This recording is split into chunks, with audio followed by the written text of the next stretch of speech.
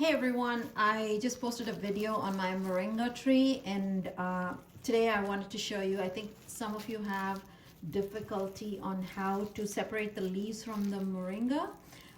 So that's what I'm going to show you, and these are fresh moringa. So you know, if you leave it for a couple of hours or a few days, then it kind of dries up and then you can use for the soup.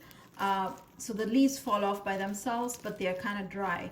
The fresh leaves have a different taste and the dry leaves have a different taste. So I think fresh is much better, especially in soups, like in lentil soups or something like that. So this I just grabbed from the tree, and now I'm going to show you how to separate the leaves from these stem.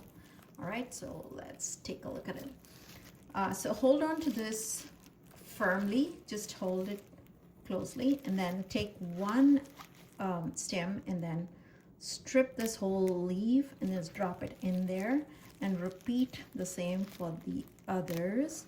And you got to do it gently so that you don't break them because they're very, very fragile. So just do that gently. And there you go, gently and gently. And this is how you separate it.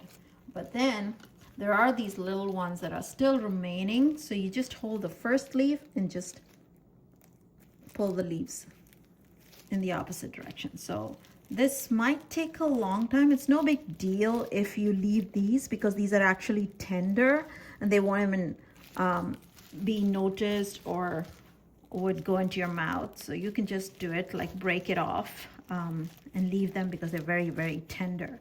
But if they're hard, then you could separate them like this and remove them out. So you'll be able to do that only if they're hard. Okay.